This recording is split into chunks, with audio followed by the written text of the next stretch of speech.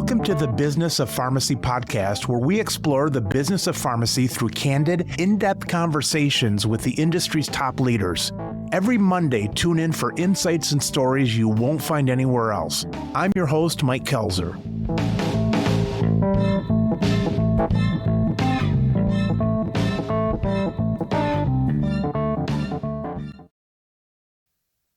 Hey listeners, before we start, I want to tell you about MatchRx, who is sponsoring this episode. I've been with MatchRx for probably a dozen years. You're likely familiar with them, but for those of you that may not be, MatchRx is the online marketplace where independent pharmacies can buy and sell overstock prescription meds. There's over 7,000 pharmacies, including mine, in this vibrant community. You can manage everything easily with their website and mobile app. And if you need any help, they'll train you in under 5 minutes.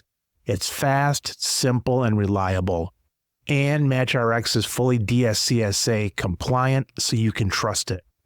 I use MatchRx for my inventory needs, and I'd recommend you use them too. Visit MatchRx.com today and tell them I sent you. Shane, for those that haven't come across you online, introduce yourself to our listeners. I'm Shane Reeves. I've been a pharmacist for 30 years, and so was my dad and his dad. We've been practicing pharmacy for 125 years almost in Middle Tennessee. Really have pivoted from being a pharmacist in recent years and really function more in a CEO role of my business and do a variety of things in that space. And I lost my mind in 2017 and ran for the Tennessee State Senate and won. Congratulations. So because of that, it's given me an opportunity to have a voice at the table in Nashville in regards to business and banking and insurance and pharmacy and healthcare. And it's been a lot of fun. Shane, I got to tell our listeners that you and I tried this about a month ago, and we had a little bit of a technical difficulty. And you said, hey, Mike, we can either do it now with, I forget, maybe the video wasn't working or something, as we wanted to see each other while we were talking. You said either we can do it now or we can reschedule. And I said, Shane, I really want to see you when I'm talking to you. I said, let's reschedule. I know when somebody is organized, when all of the next steps get done in the 20 seconds while we're talking. So it's, all right, Mike, I'm going to send you an email and we're going to copy our marketing person and also our whatever. They'll get back to you on this, and I'm going to tell so-and-so to do that. That kind of practice is always fascinating to me. And it's let me do the things I want to do. I always say it doesn't necessarily let me get a lot more things done, but it allows me the free time for my mind to experiment and to have fun with things without thinking I have dropped something. So I know, looking at the size of your business and what you've done with your social leadership and also in the political scene now, that you're an organized guy. Absolutely. I would have drowned many years ago if I had not had systems in place for organization. I would say first and most importantly, I have a lot of very talented people around me. I have an executive assistant in Nashville that runs my political office, and I have an executive assistant in Murfreesboro in my pharmacy offices. So the two of those work together to manage everything from a time perspective.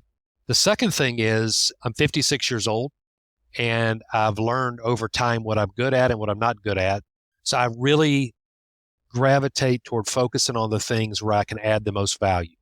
And if I'm not good at it, or if I really am having to work too hard to put something together, I have no problem delegating. And I think the third aspect of that, between good people and knowing what my gifts are, or lack of gifts are, is systems. I have got significant systems in how I manage my time, my scheduling, how I manage my communications via email or text, and how I manage my mind, really where I invest my time. I always say it's my time, my mind, my money, where I put those things. And it has served me incredibly well because I just follow the process, just follow the systems over and over again. And to the point, I speak to groups sometime on the top 10 things I do for productivity.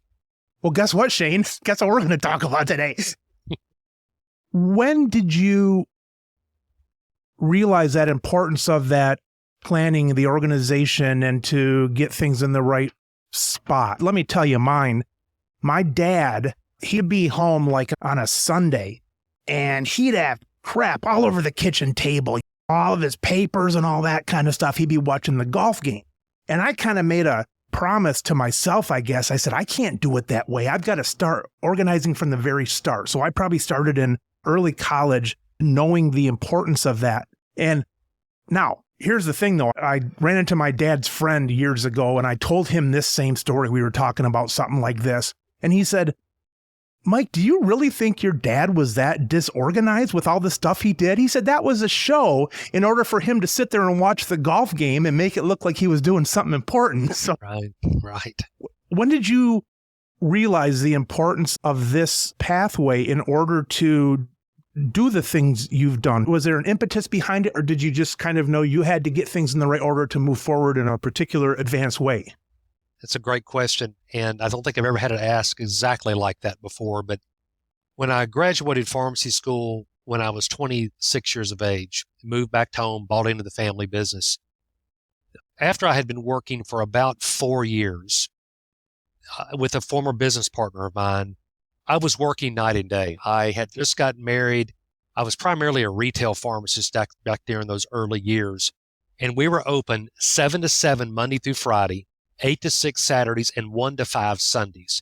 So it was routine for me to work 5 days, a weekend, and 5 more days. So I would work 12 days in a row. I just mentioned that to my family yesterday, back in the old days at the pharmacy. So I did that for a number of years. I had a new marriage, never had vacations. And I hit a wall after about 1999, 2000, when I was getting close to 30 years of age, and said, I'm working too hard. I'm not making enough money. I don't really feel like I'm leaning into my gifts enough. And it was about that period of time that somebody said, have you ever thought about getting some professional coaching? I'd never gotten coaching before. And they said, we don't really think you need to get coaching from a pharmacy perspective. You ought to get some business, some strategic coaching. So I actually joined a program called The Strategic Coach. Really? I was 30 years old, and I went to Atlanta for this coaching program. This was many years ago in my life. And the promise of the program was 3 things. One is they said, we're going to teach you the entrepreneurial time system. We're going to teach you how to manage your time. Buffer days, focus days, free days, how to really manage your time on a quarterly basis. The second promise of the program was we're going to teach you how to make more money, how to really focus on leveraging your relationships and how to use just the power, how to make more money for what you're doing. But the third aspect of this, Mike, was we're going to spend a considerable amount of time really helping you to hone in on your unique abilities, your capabilities, your gifts. And I went through about 2 years of really taking a step back. I went through every possible testing you could go through. And from that testing, I identified a handful of things that I'm just incompetent at. I'm a terrible handyman. I couldn't put my children's Christmas toys together. I made a list of things that I was competent at, which I could do, but not that good at. Accounting, spreadsheets. I can do it. Banking, but I'm not the best. One more step to the things I was excellent at, but I still had to work at, things like public speaking, communicating, but then the things that were truly my unique ability. And my unique ability is around strategy and organization. That's what I'm uniquely good at. So I was about 30. I did that program for 4 or 5 years. And since that period of time, I have organized my life around leaning into that gift, really trying to help using strategy, using organization, really managing my time in the areas that I can make the biggest difference in the world, where I invest my money, where I invest my influence. So if I'm going to speak to a group, I spoke to a group of 300 home care nurses this morning. I'm going to speak to a group. It really kind of needs to fit into my wheelhouse. I got asked to speak to a group here in about 3 weeks on artificial intelligence. That's not my gift. And I said, I'm not your guy. So stand in your lane. So it was about that period of time in my life where I really determined what I was good at. So from that, I have developed so many systems on scheduling, communications, task management, delegation, meeting rhythms, just a variety of things that work for me. So I'm able to really have a fairly large bandwidth to manage a lot. Well, and the fact is, Shane, you would not have had the time or the ability to dedicate time to your job, your church, your politics, whatever's going to come next, those would have been good ideas in your life and maybe never happened. Or, like we see, unfortunately, could happen to any of us, they very well could have been, I'm now this, but I don't have relationships with my children. Or I'm now into this politics, but I've just decided that I like more time with my secretary than I do with my wife back at home, those kind of things. And sometimes that's from time. I know it's also from wrapping up too much of your identity in some of these things. But without what you went through, that time figuring, I know for me, like with this show and with my family and those kind of things, it would be an idea that I hope to do someday, but never could imagine how it could happen. I don't know who said this quote, so I'm going to probably botch it. But I heard this somewhere along the way, and it really applies to where my life has been and is now. But I don't think I'm afraid anymore of failure in my life. If I died next week, I've accomplished a lot, and I'm thankful to God for the things I've been able to do in my life. I'm really not worried anymore about failure. What I am worried about is succeeding in things in life that really might not matter. And what I mean by that is this. I could be the most successful CEO in the world, but if I lose my marriage, is it worth it? I could become a senator. I could become a governor of Tennessee. But ultimately, if I completely lose my health where I can't function, what am I doing? I could become a millionaire. I could become a billionaire in finances. But if I lose my walk with God or I lose my children, what am I doing? So really trying to make sure that I'm succeeding in things in life that really matter first. And these other areas are important. I certainly don't have it all figured out, but I do really try to step back and reflect to make sure that I don't lose tension on the areas of my life that are really a bigger deal than being a senator and a CEO and a pharmacist. I'm always watching these detective shows on TV, and maybe it's just part of the genre of that or the movie cliches, but it's always that the marriages have broken down for these detectives because they're on the case the whole time, that kind of thing. And I've always thought that about my job and what I do, where does the tension help relationships because you're in something together? Not that my wife's in the pharmacy, but you're talking about and you're kind of moving forward. Or has that taken you away from that? I don't know what I would necessarily do if all of a sudden I'm not at this stage, but years ago, if somehow I got into something and I'm rising up the ranks, and I don't know if I'd have the wherewithal to stop that and say, this is hurting my relationship. I'd like to think I would, but I don't know. Maybe some people get caught up in it, and before they look at it, it's too late. When I'm speaking to young people nowadays, I've quit completely using the term of work-life balance. Just because to me, balance means you somehow are applying equal pressure to everything at any given time.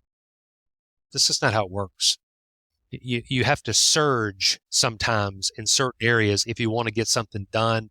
If I want to run a half marathon, which I don't, but I have in the past, it's going to require a little extra surge from me physically for a month or two to train. If I wanted to be a state senator, which I am, it was going to require me for the first 90 days of the year to surge, really surge. And I do for the first 90 days of the year.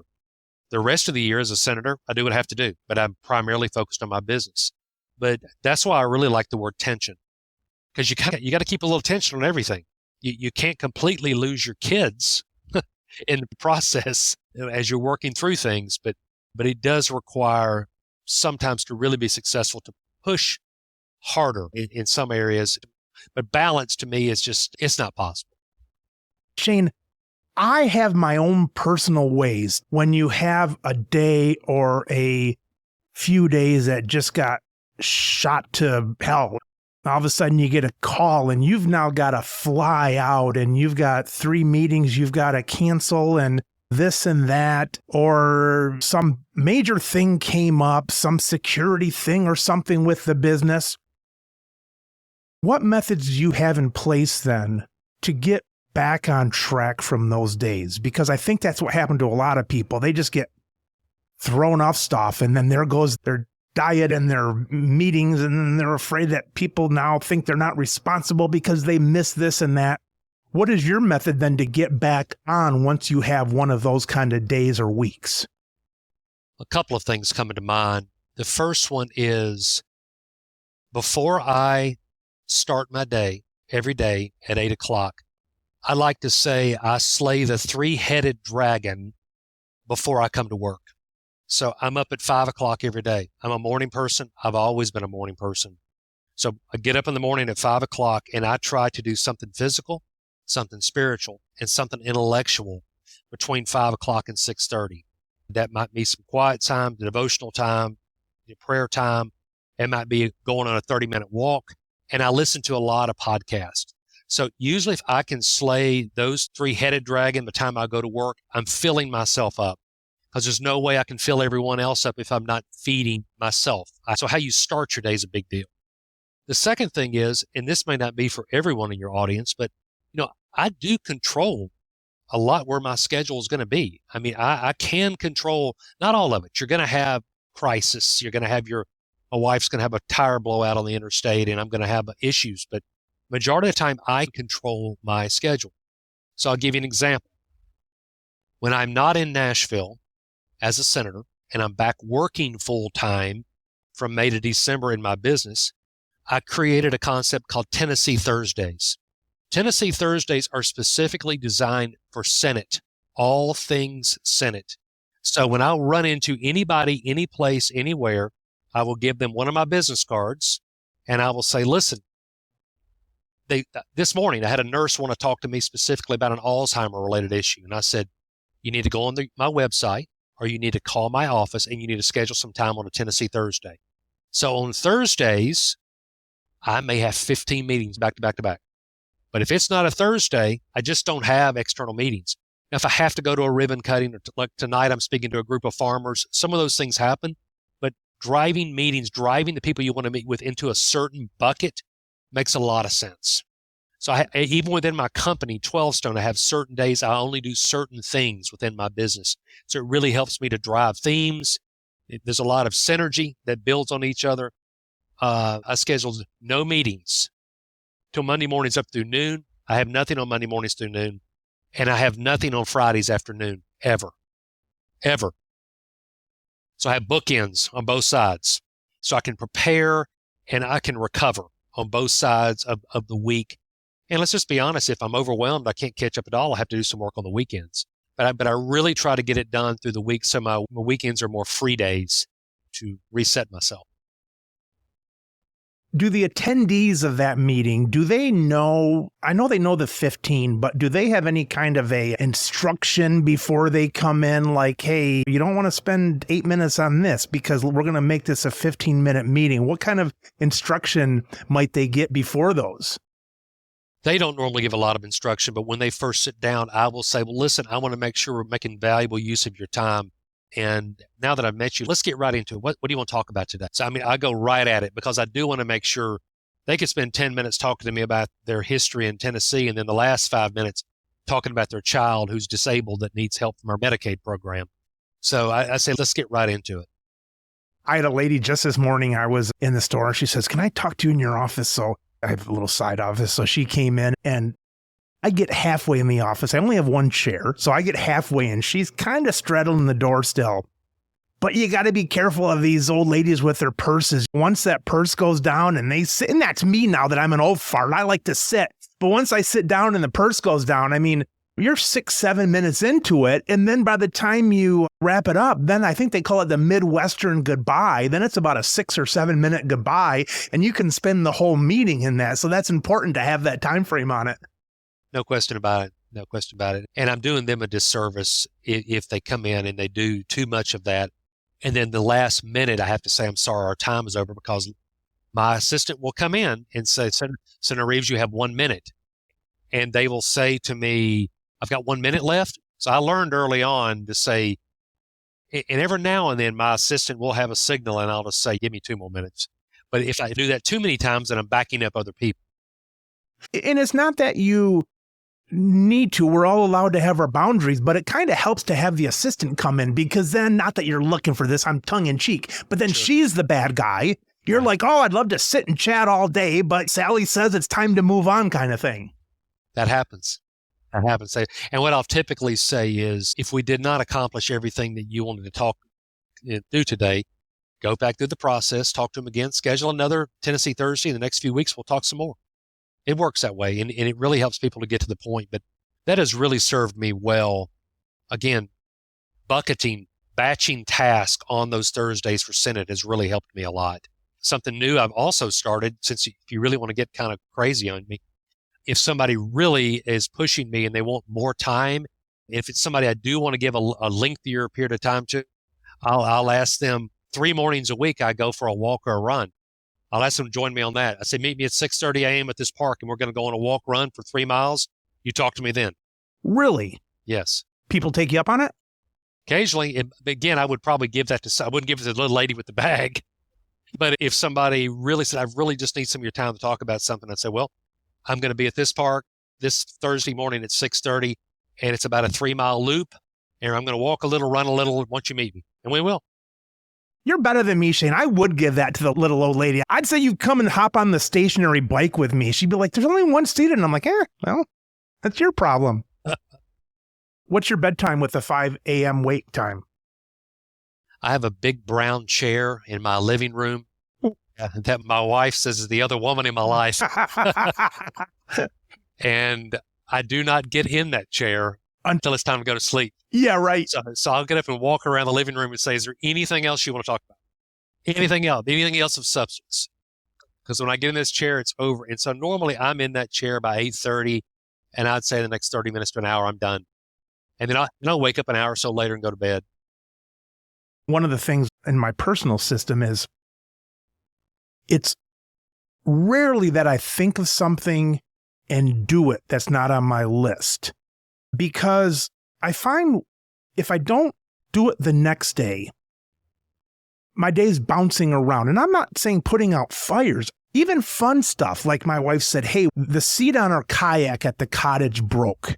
It'd be cool to get a new one of those. And I said, are you going to look it up or do you want me to look it up? She said, go ahead and look it up. I said, okay. So I get out my to-doist and I say kayak and I put it for tomorrow.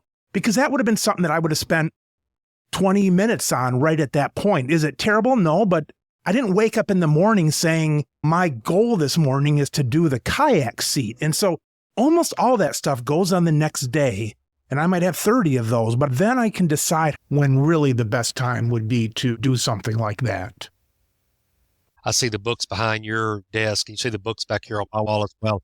I mean, I've read lots and lots of books, and there's truly is nothing new under the sun. I mean, Stephen Covey really did have a pretty good idea on his old time quadrants, making sure that you're spending time on things that are non-urgent, but they're important.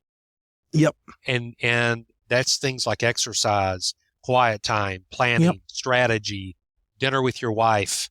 Those are things that are important, but they're not urgent. Because if you spend all your time in those urgent areas that are not important, I mean, you're just not going to be productive, and you're not going to be pleased with your week. But no matter who you are, whether you are a brand new student out of school or whether you're the governor of Tennessee, everyone has some say-so on how they're spending their time and where you're spending your mind. If you're just doing 20 hours a week of Netflix streaming, knock yourself out, but you're choosing to put your head into that. So you have control over those things. I think one of the universal problems that I've come across, and I think many people have when I hear them talk about meetings and things like that, is not having that next action step. Who's going to do what? When is it going to happen? Things don't leave meetings, unless they have to, they don't leave a meeting as a good idea someone should do. And I imagine your executive assistant, that's one of his or her tasks, I imagine, to make sure that we know who's going to do it and when they're going to do it and how it's going to report back and so on. Because if not, you're back there next month talking about the same damn things. That's it. Well, and also, again, when I start the year with my assistant, 4 times a year, I have an all-staff meeting. It's with company. I just had one last week. Every month, I'll have a meeting with what I call my leadership team of directors. That's about 40 people. Every week, I have a meeting with my C-suite. I've got 5 guys on just my C-suite, and those are structured. And because of the way I've got those things laid out, it helps me to be intentional about what that agenda is going to look like. And if there's no need for us to get together, I don't have any desire to get in a room and just rehash the same things over and over again. There needs to be some idea of what we're trying to do, something operationally, something strategy, something clinical, something political. Where are we going with things? And then ultimately, like you said, trying to leave there and saying, okay, you work on that, and I got these 2 things. Technology-wise, Shane, are you doing a lot of that video? Has a lot of that changed since COVID, or what's the status on that? We use Microsoft Teams for everything inside the business. It's just remarkable how much, obviously this is a big part of your life too now, but it's just remarkable how much that's changed the aspect of my life professionally. Nowadays, I routinely have 6 to 8 meetings every week. The Tennessee Thursday people, they can choose to do a Teams meeting. If they don't want to meet with me in person, they can just jump in. And my assistant's saying, just bringing people in either live by Teams or in person. They can do that. This past week, my weekly C-suite meeting, all 5 of us were in different locations. And we all just dialed in and talked for 30 minutes just to do a catch-up. So I don't know what we would do without it. COVID put that a few years in advance, I imagine. Before that, it's maybe, I'm sorry, but this just is going to work best to do. There's really no apologies. For every industry I know of, everybody, it's more than just healthcare or politics. I mean, it's everyone. Just the amount of telehealth that's going on in my state today. Absolutely. Compared to 2018-19 is 100-fold. Absolutely. That makes a difference. People that want to meet with me from a business perspective, if it's an investor in my company and they live in Chicago or Boston or whatever, I'll do this real quickly, 15 minutes, and we'll talk. Because if we had to wait for us to get on the same calendar, it could be a month as far as face-to-face. So I think it's sped up. I think it's just sped everyone's lives up, but it's also made things so much easier. Is that all pretty much wrapped into the Microsoft Teams, or do you feel you have to go outside of that? Well, let me speak to this first, which has been a big deal for me. Then I can comment on the task. I find that when people are calling my office, leaving me voicemails, they're calling my cell phone, leaving me voicemails, they're sending me text. When people are trying to communicate with you in so many different ways, it really slows you down. So 100% of if every single person that calls me, if you call my cell phone, you call my office, you call my executive, I direct everyone to email. Everybody goes to email. And those emails come into me. If it's a business email, it goes to my executive assistant that does my business. If it's a political email, it goes to my executive assistant in Nashville that does my politics.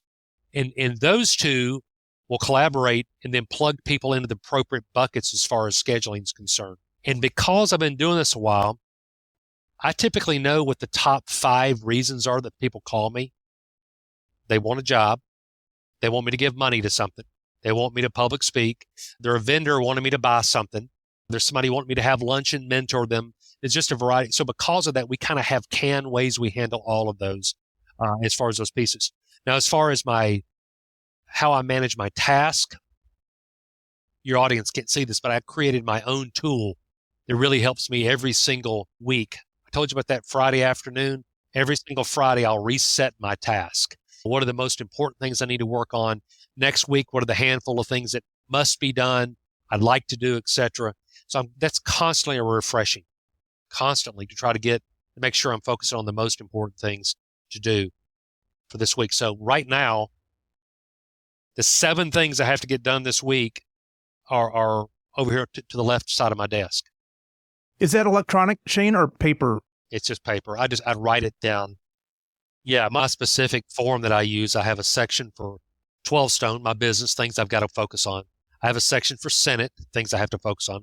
I have a section for personal, areas of personal things in my life, fixing the kayak seat, things that are in the personal area. I have a financial section, things financially that are important for me to get done. I have a section specifically that has my executive assistant in Nashville's name on it, things she needs to be working on. I have an executive assistant from my Murfreesboro group that she needs to be working on.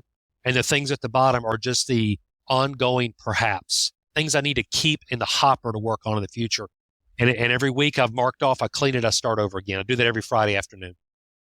My section of those, I've got a no date section that if my mind sees it, it's like an idea. I'll put it down there. It's not gone, but I'm not doing it right now. And I'm going through there, and more often than not, I'm deleting the things off of there. So that wasn't a good idea. I don't need to do that. That's past, those kind of things. But it's a kind of a gift to ourselves to not just have to make that decision at the moment. It's like, I don't need to decide if I'm going to try to land on the moon. I'll put it on my list, and more than likely I'll cross it off, but at least it's somewhere. There's something just therapeutic about scratching those off every week and adding new things to it, moving forward. I mentioned to you, I'm 56 years old, and I can't imagine there's ever going to be a season of my life where I have more going on than I do right this second. If so, I can't imagine it right now, what it could look like between family and business and politics and everything that is that's going on. But I have really been thinking lately about the next season that is in front of me when I'm not a CEO and I'm not a senator and I'm not doing business and pharmacy podcasts because nobody would care what I'm saying. And what does that life look like for me? Because that's going to be a cliff in my world, because I'm a busy person, a productive person, and I get tired, I get burned out like everybody else does. But I do know that once I've had about 6 months off, I'll probably be driving my wife and everybody crazy. So what is that fourth quarter of my life look like? Go from 60 to 80. What is that going to look like physically, spiritually, financially, purpose, the big areas of my life? Just kind of be designing those things now, vocationally, avocationally. So I've really started working on that. So you do this again with me in 5 years, and I'll tell you what that plan is. That's right. That's important to do. And I've heard it and I've said it here before. Someone told me, they said, don't just look out in your future in some nebulous way. It's like, pick somebody that you maybe admire, maybe not, but pick somebody that you can balance your thoughts up against. It's like, wait, what are they doing at 9:15 on Wednesday morning? Instead of saying, I'm going to live somewhere or I'm going to be somewhere, it's like, well, what am I going to be doing at 9:15 on a Wednesday morning if I was in that position? Because that's life. I mean, that's the stuff that's going to hit you every day. President George W. Bush was in Murfreesboro 2 weeks ago at a big private school event that I went to. And he got asked a question specifically about managing time. And he talked about how early on in his career, when he was in his 30s, he always had an addictive personality, drank too much, he smoked too much. And somebody had suggested to him that he needed, I think it might have been his wife, that said, you've got to develop some healthy habits. So he took up jogging when he was like 39 years of age. And he not only would jog, but he would jog at 11 o'clock every single day. So he has a chapter in his book called It's 11 a.m. I Must Be Jogging. And the point being to what we're talking about, which is it helps to have those keystone habits that are non-negotiables in your life that you're going to do over and over again at that season to build the rest of your life around. Because if you're going to run 11 o'clock every day, do you really want to come back and smoke a cigarette? Probably not. So it leads to other areas. So I think developing some of those make a big difference. And if you look at people out there in their 80s, if you lose your health, if you lose your friends, if you lose purpose, you lose a handful of things, you don't want to live anymore. So do what you can to protect those handful of things that are important. And hopefully, even when you do die, whatever situation you're in, you've at least died in such a way that you felt like you died still making a difference. Personally, my listeners have heard this, but my personal hobby is sight reading at piano music. It's something I started years ago. In the last 5 years, I've really been dedicated to it. And my goal is to, just like a book, I'll pick up music I've never seen before, and I probably will never see it again. I might, but it's like, I just want to read music like people read a magazine. Among a couple other things, some family or walking and things like that. But if I get that done every day, last Friday, it was before work in the morning on my electric piano, but usually it's on my piano in the other room. If it's 11:30 at night, I will do that. I will not miss a weekday doing that because I picture my future self thanking me. I picture my retired self thanking me. It's just a fascinating thing. And it's like the whole world could go to pot But if I get my piano practice in for that day, it's like somehow I'm beating the world out and I'm moving forward somehow. I would love to hear more about that at some point in time. What you're actually doing, sight reading, music, piano, because I've thought about that in my 60s. I would love to learn to play the piano, and I just think it'd be something I would enjoy doing. And I don't know if I want to sit down and take lessons for 10 years to do it. But that is fascinating to me. I'd love to learn about that at some point in time. Absolutely. But the other piece of that you did mention that's fascinating is when I look at my life, I'm pretty confident what I would go back and tell the Shane from 25 years ago. I know the advice I would give him. But what I've really been thinking of recently is, what would the 75-year-old Shane come back and tell me? And I'm fairly confident he would tell me, take care of your health. He would say, don't neglect your family. Make good decisions with your money. While you still feel good, travel and experience as much as you can. Learn some new hobbies, find purpose. I sense what I think he would tell me. So I'm trying to follow that future self advice. My parents and in-laws, 3 out of the 4 at like 70, that was it for them. They lived a little bit longer, but no more travels after that, nothing.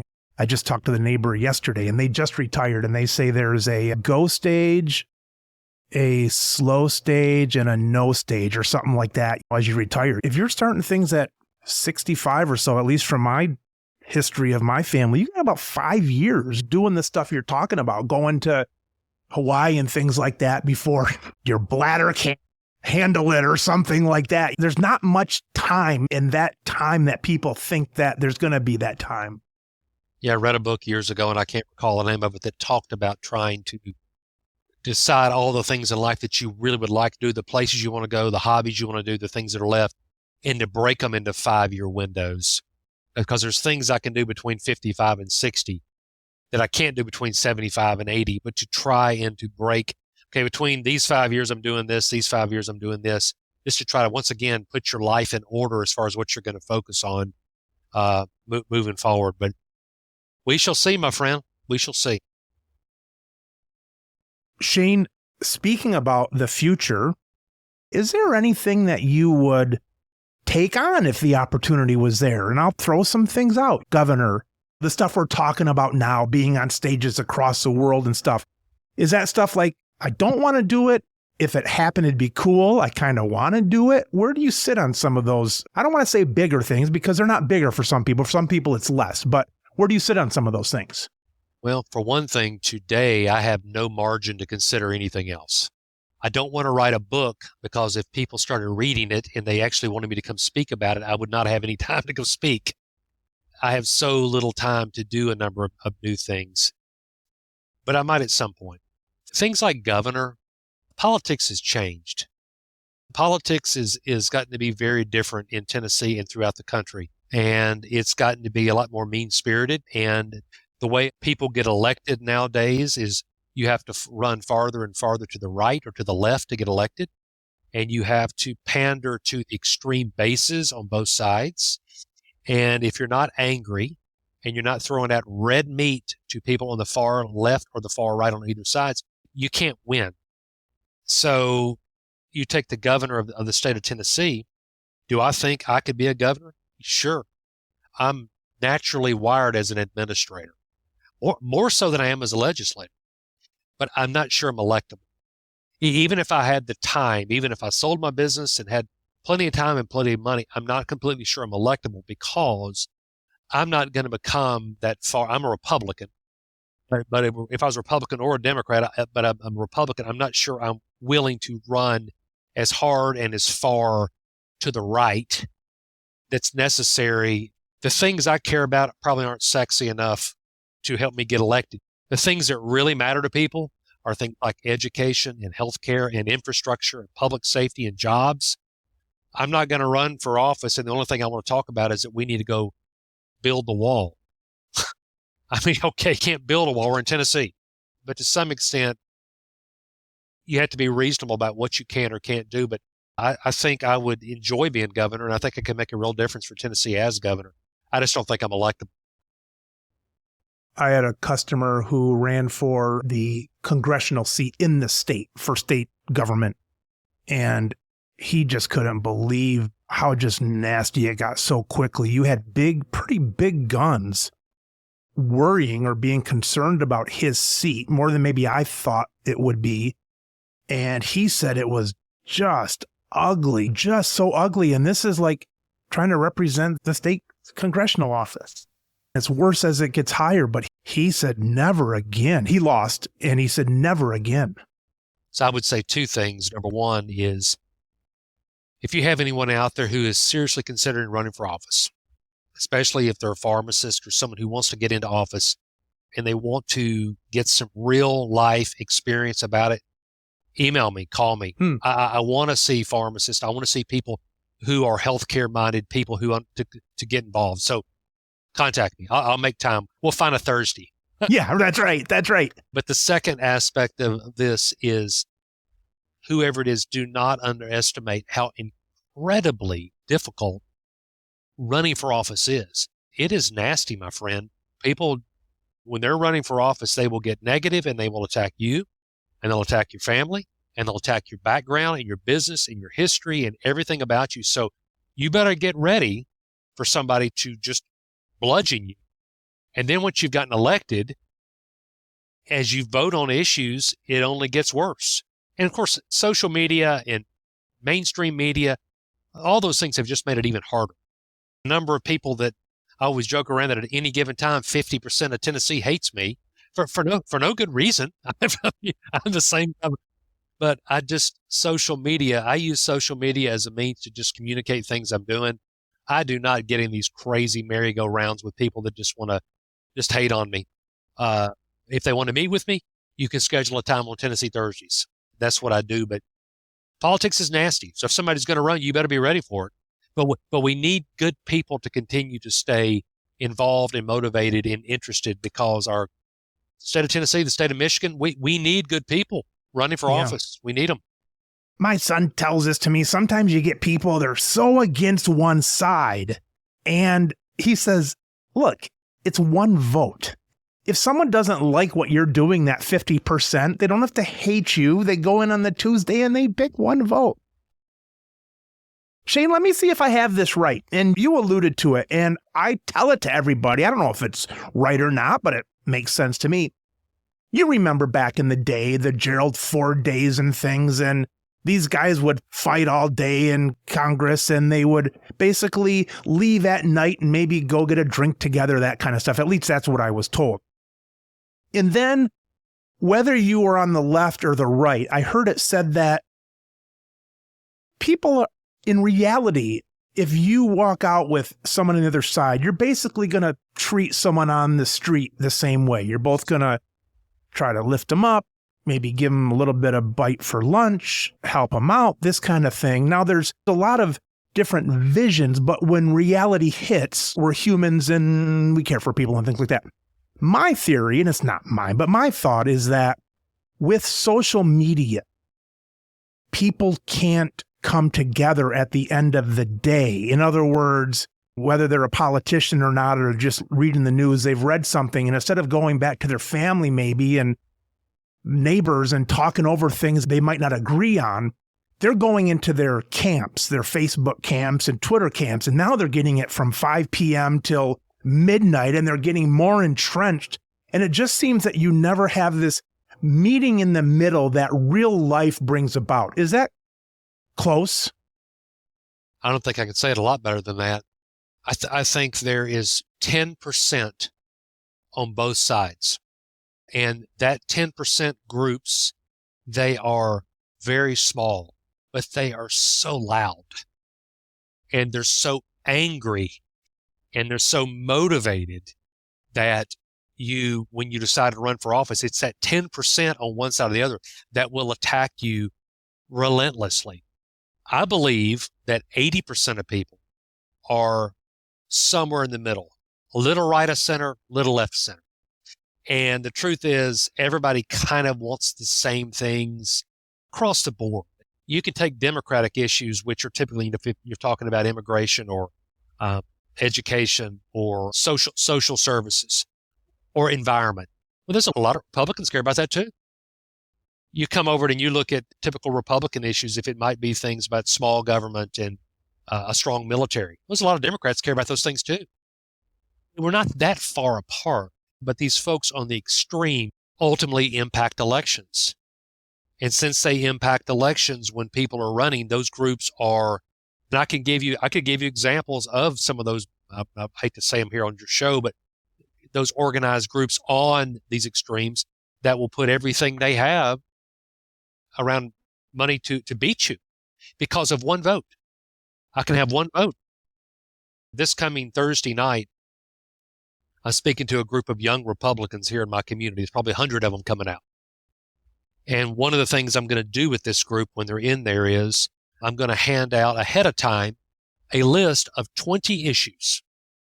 And I'm going to have them rank on a scale of 1 to 10 how strongly they feel about those issues. If you feel incredibly strong about an issue, low taxes, you make it a 10.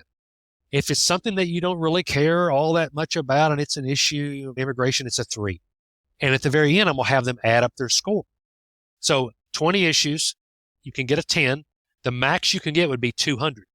So I'm going to say I want everybody in the room that has 150 or up to please stand. Well, I guarantee I'll have 20 or 30 people stand up. And I said, so everybody else that's sitting down in the room, you're a rhino, which is basically you're Republican in name only, serious Republican because you're sitting down. And then I'll say, see how ridiculous that is? Just because these people are just a little bit more committed on these issues than you are, you're going to attack the rest of us. And we have to be able to sit down and dialogue and recognize that my wife and I don't agree on these 20 issues. Exactly. We just don't. So can we not find a handful of things we agree on? Let's build on it.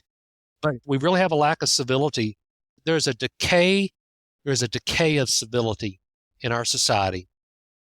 And you see it everywhere nowadays. Just turn on the news for 15 minutes and it's everywhere you look. Shane, when I was a kid, there were 2 types of people, according to my mom. There was people that I knew from the neighborhood and church and sports coaches and things like that. That was one side. The other side was hippies.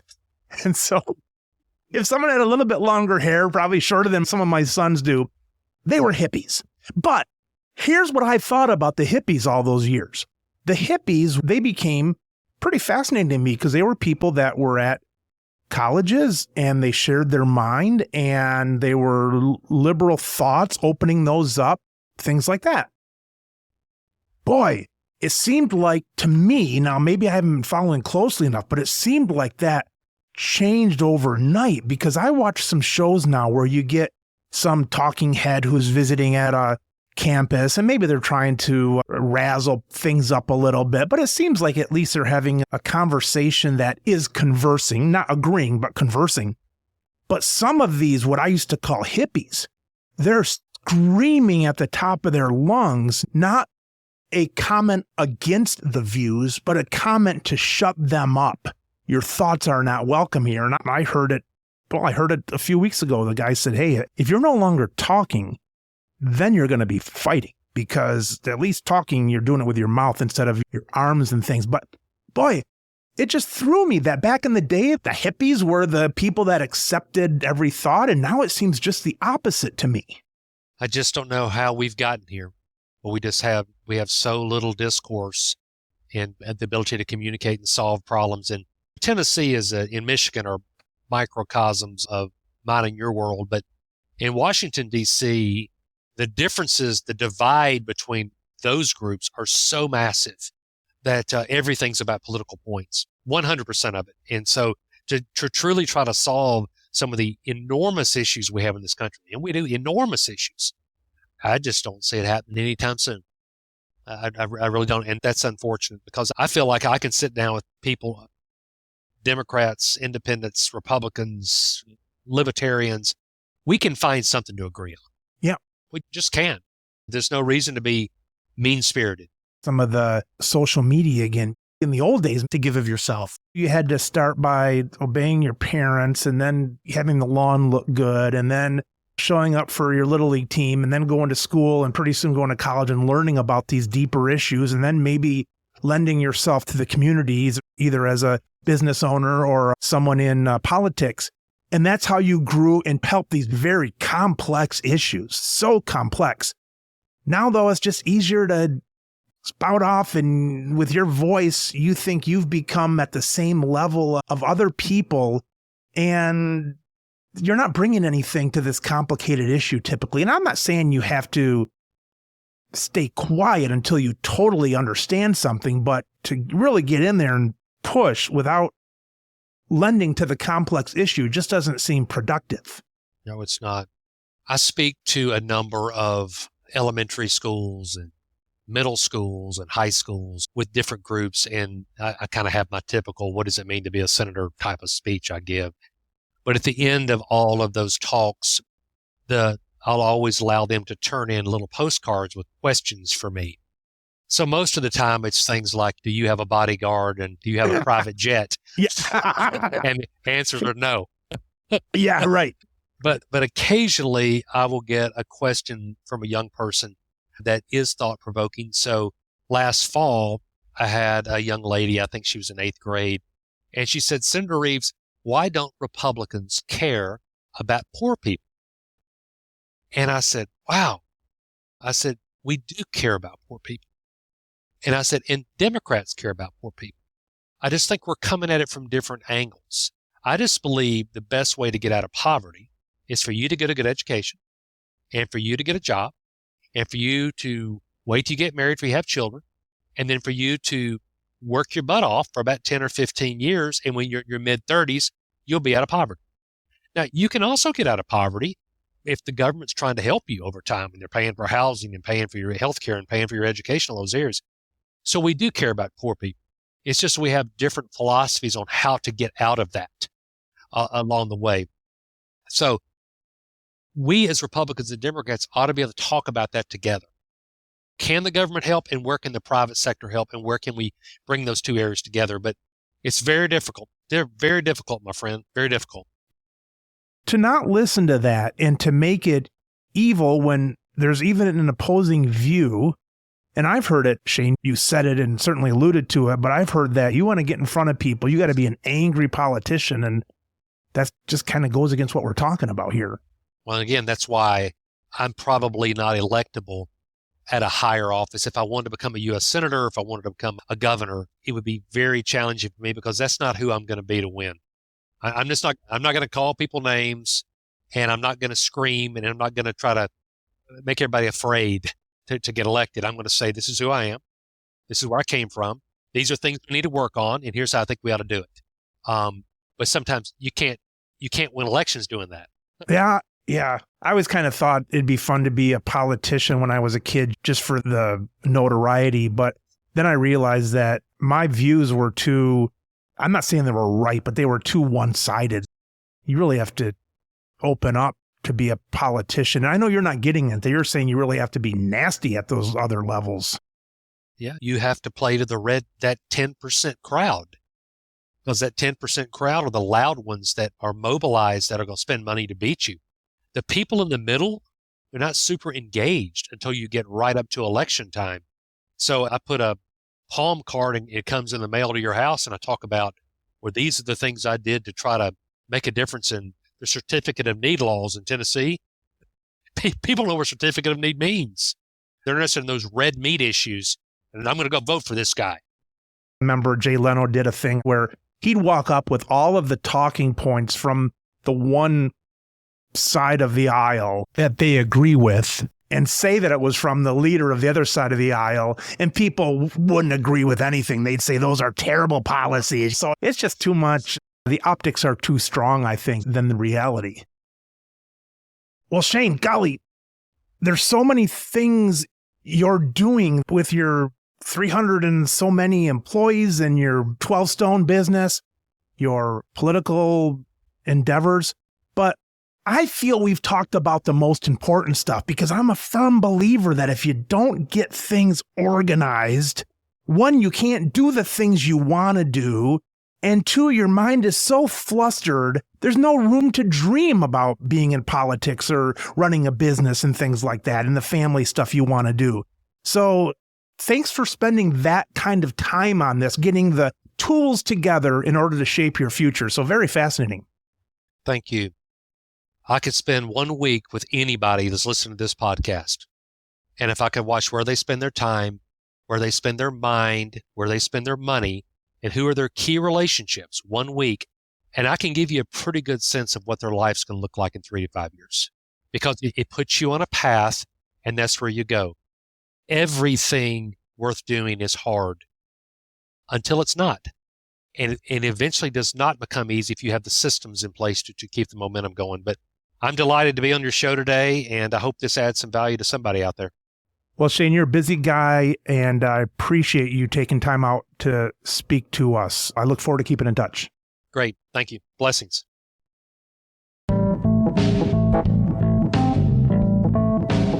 You've been listening to the Business of Pharmacy podcast with me, your host, Mike Koelzer. Please subscribe for all future episodes.